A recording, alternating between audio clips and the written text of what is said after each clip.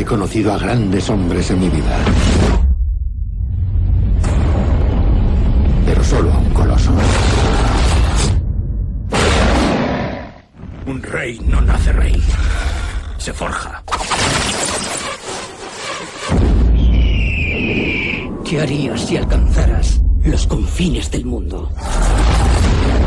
Nunca habrá otro Alejandro como tú.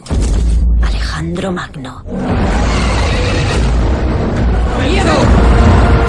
¡Y os prometo que venceréis la muerte! Los dioses suelen castigar semejante orgullo. Ningún ser humano puede ser tan poderoso y hermoso sin que le sobrevenga un desastre. Alejandro, él jamás conoció la guerra ni la disfrutó como tú. ¿Cómo osas? ¡Alejandro, sé razonable!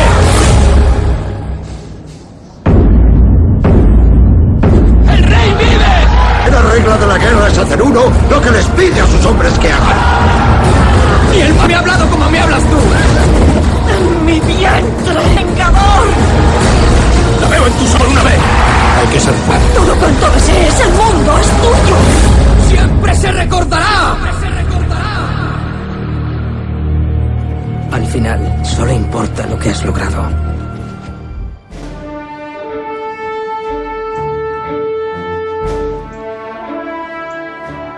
Hace más de 2000 años, este era el hogar de un hombre al que muchos consideran el guerrero más importante de la historia. Estamos en el norte de Grecia, en los restos de la antigua ciudad de Pella, donde se levantaba el palacio del rey Filipo II de Macedonia, padre de Alejandro Magno. Alejandro fue educado aquí en el siglo IV a.C. para conquistar el mundo. Vamos a explorar el recorrido de esas conquistas que se produjeron a lo largo de 12 años y 40.000 kilómetros y cubrieron los territorios de lo que ahora son Grecia, Turquía, Líbano, Egipto, Irán, Irak, Afganistán y Pakistán. Examinaremos la personalidad compleja de un hombre que quizás se consideraba a sí mismo un dios, pero que murió a los 32 años como un simple mortal. La mayor parte de lo que sabemos de Alejandro Magno procede de 4 historiadores antiguos que escribieron varios cientos de años después de la muerte de Alejandro en el año 323 a.C. Basaron sus manuscritos en los diarios de hombres que vivieron y lucharon junto a este guerrero legendario. Esos historiadores son Arriano, escritor y estadista griego, Diodoro de Sicilia, Curtio Rufo de Roma y el filósofo griego Plutarco, el único escritor que documentó la infancia de Alejandro y dedicó mucho tiempo a analizar su carácter. Estamos en el 356 a.C., el año del nacimiento de Alejandro. En una zona del norte de Grecia conocida como Macedonia, gobierna el rey Filipo II sobre una población que otros griegos consideran inferior. El reino de Filipo supuso un gran trauma para ellos. No entendían que el desorganizado reino macedonio se hubiera organizado de pronto gracias a las minas. Poseía un poder económico enorme. En el año 357 a.C., Filipo, de 26 años, se apasiona por una joven llamada Olimpias, de la región griega del Épiro. Pide su mano en matrimonio y Olimpias acepta convertirse en una de sus numerosas esposas. En los meses anteriores al nacimiento de Alejandro, en el 356 a.C., solo hay una pregunta que Filipo quiera hacerle al oráculo de Delfos. ¿Su hijo será hijo de un mortal o de un dios? Independientemente de su relación con los dioses, el niño que nace de Olimpias en el verano del 356 a.C. está destinado a llevar victorias y tragedias a su país, su familia y a sí mismo, con el nombre de Alejandro Magno.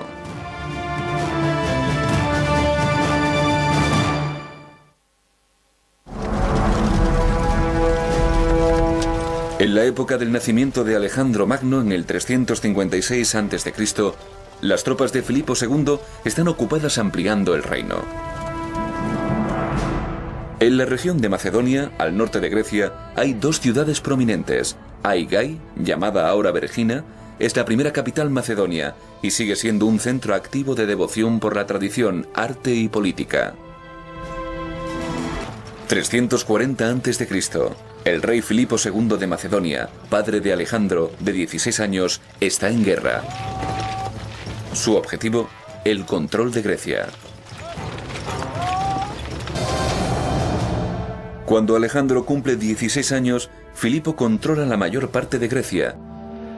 Él no deseaba heredar un reino que le ofreciera riqueza, lujos y placeres de los sentidos. Prefería una vida de lucha, de guerras, de ambición sin límites. Pero Filipo también sigue teniendo ambiciones, la de controlar Grecia.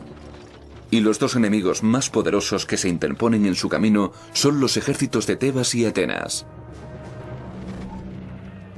Hay un grupo de soldados en particular que tiene una reputación de ferocidad. La banda sagrada de Tebas está formada por 150 parejas de amantes masculinos que comen juntos, duermen juntos y combaten juntos, sin retroceder nunca, luchando siempre hasta la muerte. El motivo de Filipo es la venganza por los años que lleva Persia interfiriendo en los asuntos políticos de Grecia y Macedonia. El enfrentamiento se producirá en un lugar llamado Queronea, en la Grecia central. La derrota de Filipo significaría el final de sus conquistas. La victoria lo impulsaría a mover su ejército hacia Asia. El día en el que tiene lugar la batalla de Queronea llega en agosto del año 338 a.C. Alejandro tiene 18 años. Filipo decide que ya es hora de que su hijo se convierta en comandante macedonio.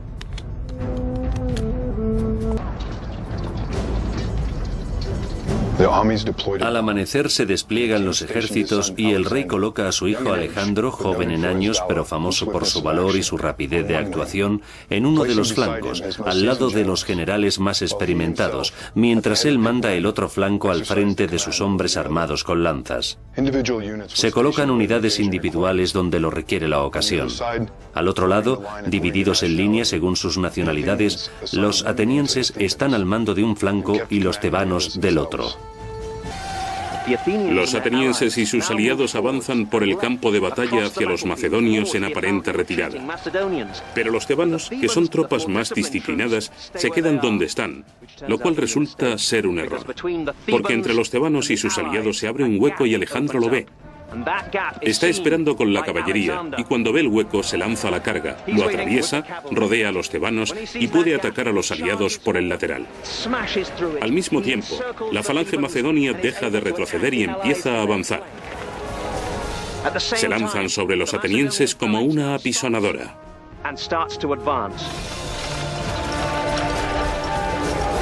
2000 de ellos se rinden. Y muere prácticamente hasta el último hombre.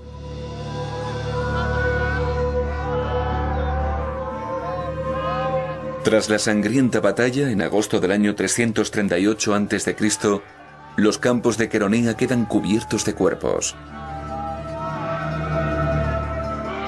Filipo logra, con ayuda de su hijo, su objetivo de controlar Grecia.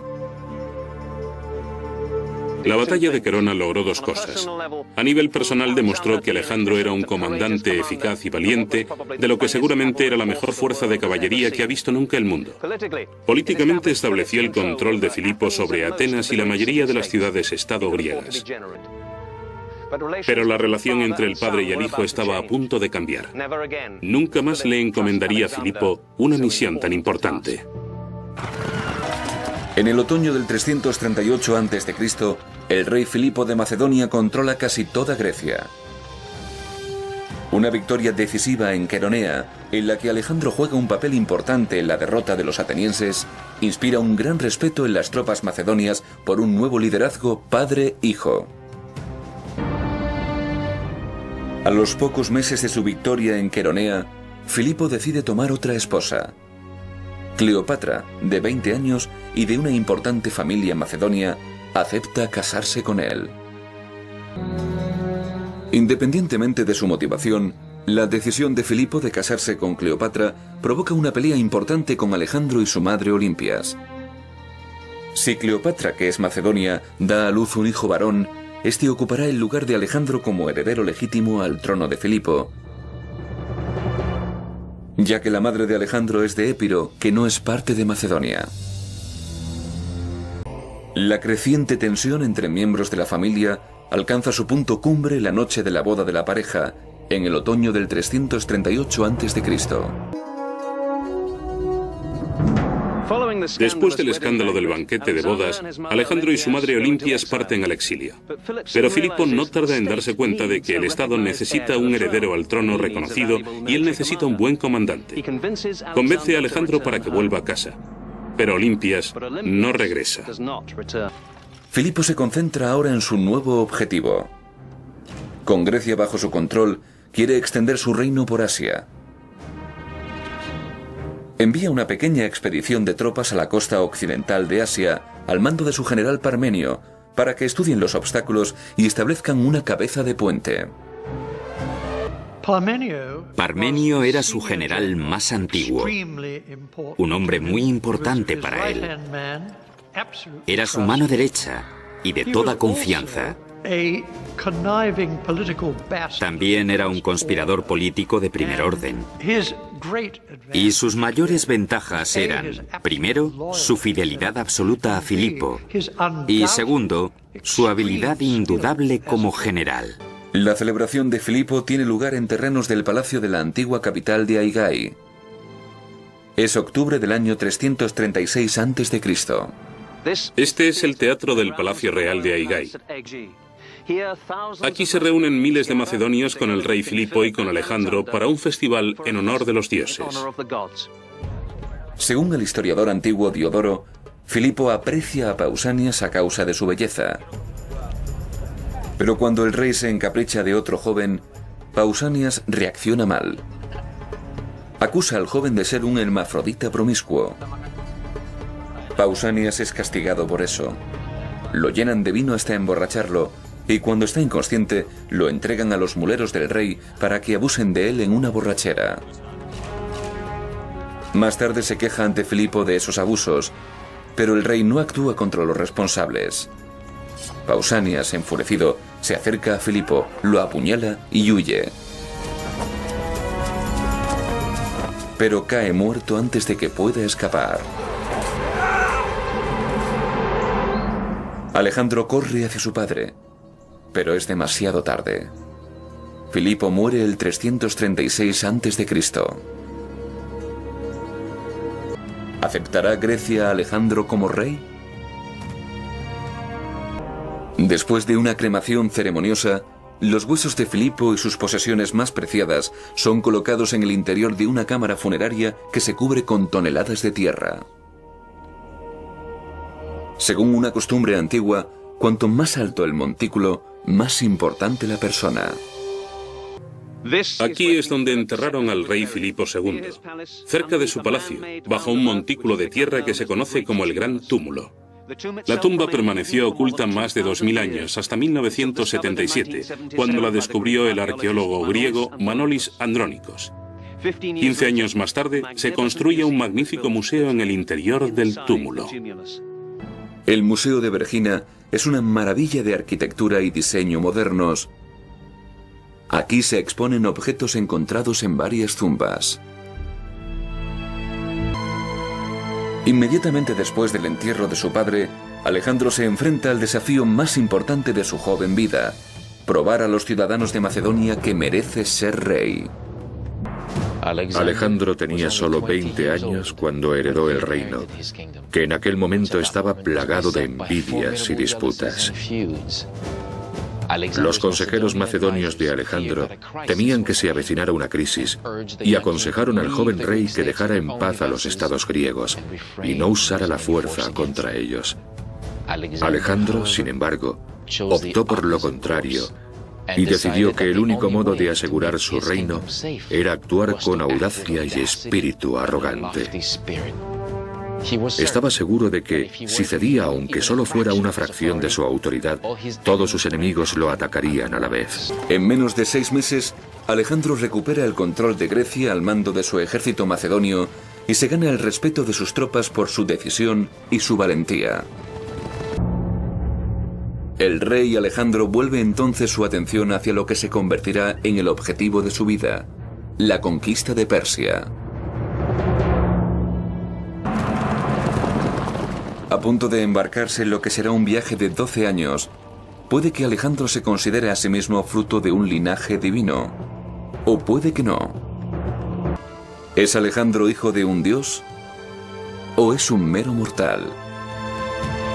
Elige proseguir con la ofensiva que había empezado su padre, la conquista de Asia. La invasión de Alejandro empezó con una maniobra logística difícil. Transportar a su ejército de 40.000 hombres a través del cuerpo de agua que separaba a Europa de Asia, el Helesponto. Alejandro tuvo 2 golpes de suerte. Hizo buen tiempo y la enorme flota persa estaba ocupada reprimiendo una rebelión en Egipto. En la orilla opuesta del río Gránico espera el ejército persa con 20.000 soldados de caballería y 20.000 de infantería. La estrategia de combate de Alejandro en el río Gránico utiliza tácticas que aprendió de su padre. Alejandro cruzará un poco más arriba, donde dirigirá a la caballería en el ataque al flanco derecho del enemigo. Una de las ventajas de ir al frente en lugar de detrás es que consigues que la gente te siga. No les pides nada que tú no hagas. Estrujados entre las lanzas de las falanges y la caballería de Alejandro, los persas rompen la formación y huyen. Contra todo pronóstico, Alejandro derrota al ejército persa en Gránico. La victoria de Alejandro en Gránico permite a su ejército continuar la invasión de Persia. 334 a.C. Después de derrotar a las fuerzas persas en el río Gránico y de hacerse con el control de puertos claves del Egeo, Alejandro lleva a su ejército a la ciudad de Gordio, que no ofrece resistencia al poderoso ejército macedonio. Después de dejar Gordio, Alejandro avanza hacia el sur, donde se entera de que el rey persa Darío se dirige hacia Isos al frente de un gran ejército para cortarle el paso. Alejandro lleva sus fuerzas al sur de su campamento en Isos para esperar allí al ejército persa. En noviembre del año 33 a.C., Alejandro encuentra a su enemigo esperándolo en la orilla opuesta del río Pinarus, donde desemboca en el Mediterráneo. Al igual que en el río Gránico, el Pinarus se convierte ahora en la principal defensa del ejército persa. Darío cree que su gran fuerza de caballería ganará la batalla. Alejandro ve dónde caerá el golpe persa y refuerza esta zona con su caballería. En Isos, hasta la poderosa falange de Alejandro corre peligro. La batalla de Isos en noviembre del año 333 a.C. es crítica para la conquista de Asia por parte de Alejandro. El rey persa Darío empieza a ceder al pánico. Darío ve cómo cortan en pedazos a su guardaespaldas real. Da la vuelta a su carro y huye para salvar la vida. La formación persa se rompe y al caer la noche inician la retirada. La victoria en Isos en el año 333 a.C. es crucial para Alejandro Magno. Ha derrotado al ejército más poderoso del mundo, liderado por el soberano más poderoso.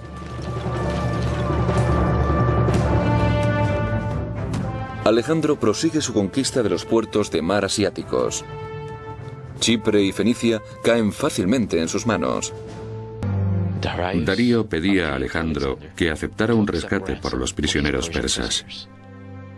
Le ofrecía además todo el territorio al oeste del Éufrates y la mano de una de sus hijas en matrimonio. Le ofrecía que hicieran amigos y aliados con esas condiciones. Alejandro escribió su respuesta a Darío. Primero derroté a tus generales. Ahora te he derrotado a ti y al ejército que mandas. Si en el futuro quieres comunicarte conmigo, dirígete a mí como rey de toda Asia. No me escribas como a un igual. Todo lo que posees es mío ahora. Si quieres defender tu trono, quédate a luchar por él y no salgas huyendo. Porque puedes estar seguro de que te encontraré donde quiera que te escondas. Su comunicación con Darío solo había servido para aumentar los deseos de conquista de Alejandro. Ahora lleva a su ejército hacia el centro naval de Tiro, quiere controlar Tiro por su situación estratégica. Controlar la isla de Tiro significa controlar su gran puerto naval. Cuando llega Alejandro, en enero del año 332 a.C., el rey de Tiro está fuera, con la flota persa. Para sorpresa de los tirios e incluso del ejército macedonio, Alejandro amenaza con conquistar la ciudad amurallada de un modo inimaginable incluso hoy, construyendo un malecón o camino elevado de 800 metros de largo que uniera la isla con el continente. Los tirios consideraban absurdo el plan de Alejandro y creyeron que era una amenaza sin fundamento. 300 años antes de la época de Alejandro, el rey Nabucodonosor de Babilonia sitió este lugar 13 años consecutivos y no consiguió conquistarlo. Alejandro envió heraldos a pedir a los tirios que aceptaran las condiciones de paz, pero los tirios los mataron, violando la costumbre internacional, y arrojaron sus cuerpos al mar.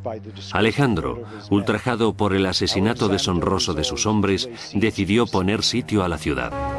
En julio del año 332 a.C., el nuevo malecón está listo por fin. Y también los barcos de guerra que ha conseguido en la vecina Chipre. Mientras la infantería macedonia ataca las murallas de Tiro desde el malecón, Alejandro está al frente de las tropas que bajan de los barcos por pasarelas. Tiro, atacada por tierra y por mar, no pudo resistir. Algunos tirios intentaron hacerse fuertes todavía en su ciudadela, el Aganorio. Otros intentaron salvar la vida viniendo aquí al templo de Heracles. 8.000 tirios fueron ejecutados y otros 30.000 vendidos como esclavos. Hoy, este camino está construido encima del malecón que levantaron por orden de Alejandro.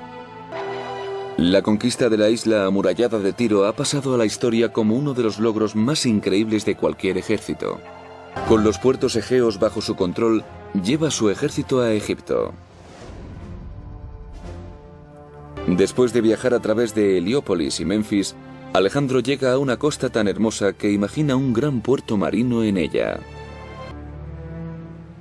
Alejandría sería el nuevo centro mundial del comercio. Hoy, Alejandría tiene unos 4 millones de habitantes. El 80% de las importaciones y exportaciones de Egipto pasan por sus puertos. Cuando Alejandro llegó al desierto, empezó a cruzar una extensión de arena. En 4 días agotaron el agua y padecieron una sed horrible. Para los egipcios, Amón era el equivalente del dios griego Zeus, el rey de todos los dioses. A Alejandro le queda todavía una batalla decisiva con el que quizá fuera el único otro mortal que podía considerarse a sí mismo un dios, Darío. A pesar de las dramáticas victorias en el río Gránico, en Isos y en Tiro, Alejandro Magno se da cuenta de que no podrá llamarse soberano de Asia mientras el rey Darío siga libre. Los dos saben que falta otra batalla decisiva. La posición la elige Darío al acampar sus fuerzas en el río Bumelos, cerca de la aldea de Gaugamela. La noche antes de la batalla, varios kilómetros de ondulantes colinas separaban a los dos ejércitos. Estaba decidido a que si derrotaba a Darío, no le daría motivos para que reuniera valor para intentarlo de nuevo.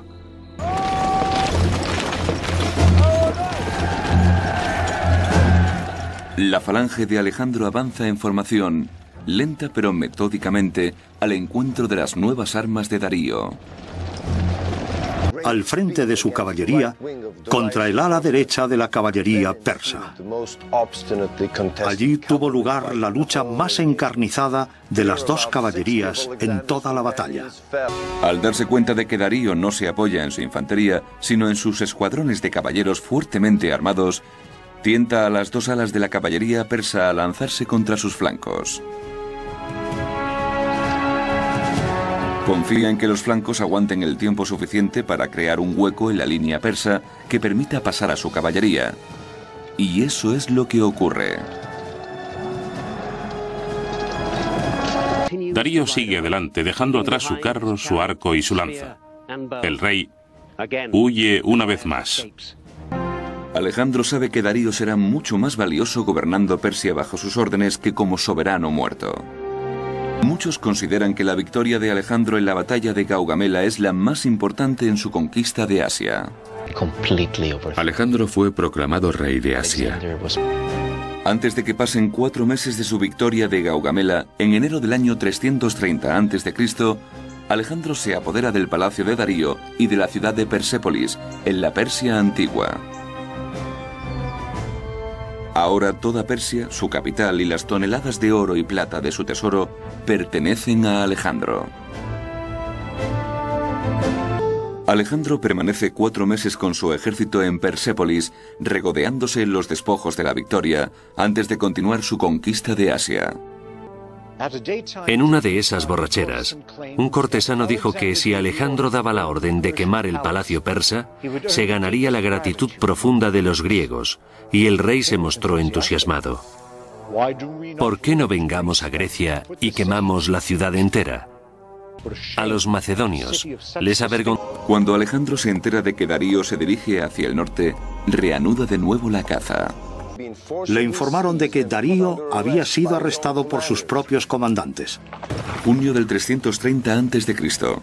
El ejército de Alejandro marcha durante un día y una noche para alcanzar al ejército persa controlado por Beso. Darío, sin embargo, declaró que los dioses habían ido a vengarlo, pidió la protección de Alejandro y se negó a seguir el consejo de los traidores. Estos se enfurecieron, atravesaron al rey con sus lanzas y lo dejaron allí. Con el gran y poderoso Darío yaciendo gravemente herido en el suelo, solo el tiempo dictaría si Alejandro lo capturaría vivo o no. Cuando las fuerzas de Alejandro llegaron por fin al lugar, encontraron a Darío aferrándose a duras penas a la vida. Esta es la deshonra final. Tener que aceptar un servicio tuyo y no poder devolvértelo. Pero Alejandro te recompensará tu bondad, y los dioses le pagarán su cortesía con mi madre, mi esposa. Con Persia controlada y el rey Darío muerto, Alejandro Magno había completado su misión. El ejército macedonio, que ya lleva más de 7 años de marcha, avanza ahora hacia la India. Y continúa el comportamiento errático de Alejandro. En el año 327 a.C., a los 29 años de edad, Alejandro hace algo tan impropio de él que sorprende incluso a las personas más cercanas, en especial a su amigo y supuesto amante, Hefeistón. Alejandro toma una esposa. Se trata de Roxana. Añadió concubinas a su séquito al modo de Darío, que no eran menos que los días del año, y todas de extraordinaria belleza. A comienzos del 326 a.C., inicia una campaña en la India, donde el rey Poro intenta detenerlo en el río Hidaspes. Ahora estaba ansioso por ver el océano. Hizo construir gran número de botes de remos y balsas, y bajaron por los ríos a buena velocidad. Durante el viaje río abajo, Alejandro desembarcaba, asaltaba las ciudades cercanas a la orilla y las conquistaba todas. Hasta que llega a la ciudad de Malí, donde habita la tribu independiente de los malianos. Alejandro colocó a su infantería en forma de anillo alrededor de las defensas exteriores y avanzó en formación cerrada. Alejandro, entre tanto, colocaba en posición las escaleras de asalto a todo alrededor de la fortaleza interior. Pero los hombres de las escaleras eran demasiado lentos para él. Agarró una, impaciente, la apoyó en la pared de la fortaleza y fue el primero en subir atacando al enemigo a derecha e izquierda. Hasta que de pronto se quedó solo. Sus hombres abajo vieron horrorizados que era un blanco perfecto para los ataques enemigos. En ese momento tendría que haber vuelto atrás y haberse reunido con sus hombres, pero saltó al interior de la fortaleza enemiga, donde luchó por su vida en combate cuerpo a cuerpo. Los macedonios, horrorizados, intentaban subir las escaleras tan deprisa y tantos a la vez que las rompían. Solo 3 de ellos consiguieron reunirse con él dentro de la fortaleza, entre ellos el portador de su escudo troyano. 2 de los macedonios murieron a manos del enemigo y Alejandro recibió una flecha que penetró su armadura y le atravesó el pulmón. El cuarto macedonio defendió a su jefe con el gran escudo de Troya. Cuando el ejército macedonio consiguió escalar al fin los muros, se encontró con una vista increíble. A su líder invencible, tumbado en el suelo, en medio de un charco de sangre.